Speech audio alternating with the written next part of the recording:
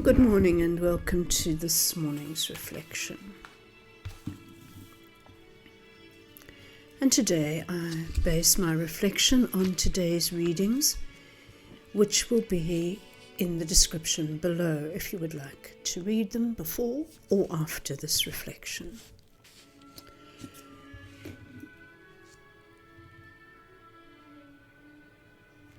We live in spaces, don't we? Spaces that expect us to mete out justice, to give people what they deserve. Most of what we watch on television or in films is about people getting what they deserve. Perhaps many of us might want to live by the adage of an eye for an eye and a tooth for a tooth, that we do to others as they do unto us. And that if we live by that adage, somehow the world will be better. Strike us, we'll strike you. Steal from us, we'll steal from you. But Lent invites us into freedom from that smallness of mind.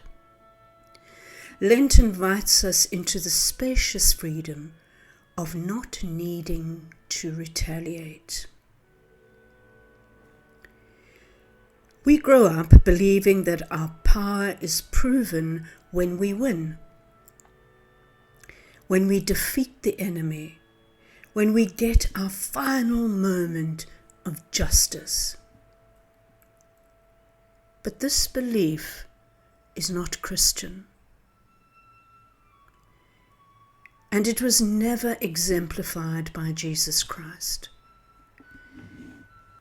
Instead, he revealed a different power, the power of mercy, of restraint and surrender to God's deeper justice.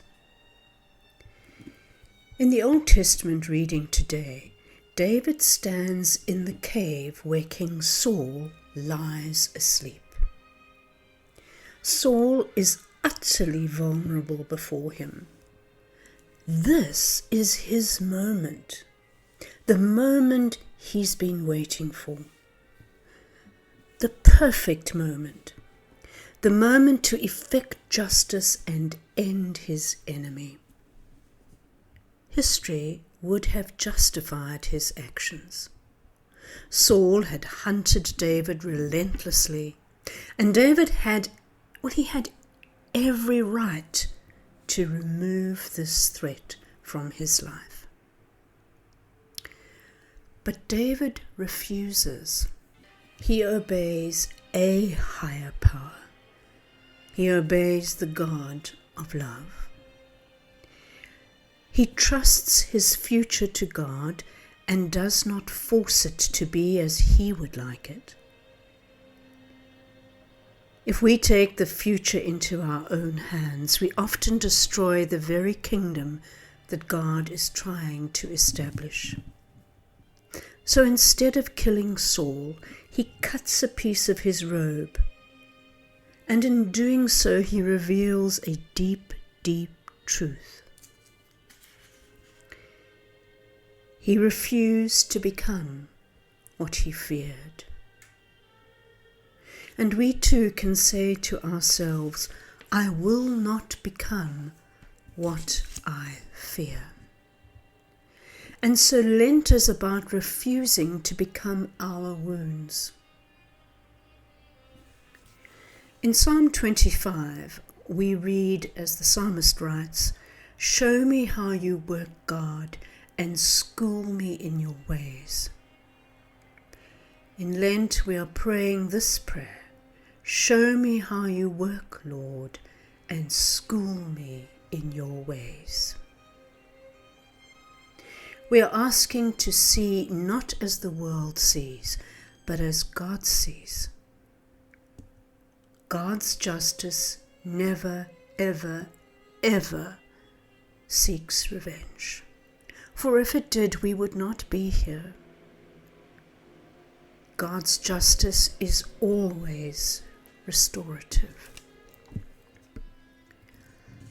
In the New Testament reading, we see Peter thinking that to forgive 7 times was a very generous number of times to practice forgiveness. But Jesus responds with an absurd number of 70 times 7. In other words, forgiveness is not a numerical number.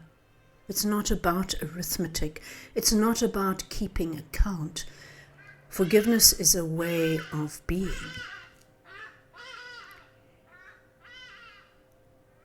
Jesus then talks about or presents or shares a parable to illustrate the point, which shows how we desperately want mercy for ourselves and justice for others.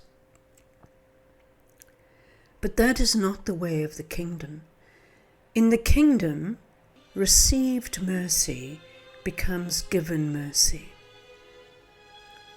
This is where Lent becomes uncomfortable. The question is not, will God forgive me? For that question is already answered in the Gospels. The real question is, will the mercy we see actually transform the way we live? Forgiveness is not about excusing wrong. It is about refusing to let evil recruit us into its own logic. When we forgive, we step out of the cycle of accusation and retaliation, and that is the cycle that governs the world. And this is why forgiveness feels like dying, because it is. It is the death of the small self that needs to win. But on the other side of this death is resurrection. The moment David refused to kill Saul, Saul was no longer his enemy. For mercy always transforms the story. And this is how God's kingdom comes, quietly, invisibly. When someone chooses compassion over control. Lent is the season when we practice being a people who choose compassion over control. Amen.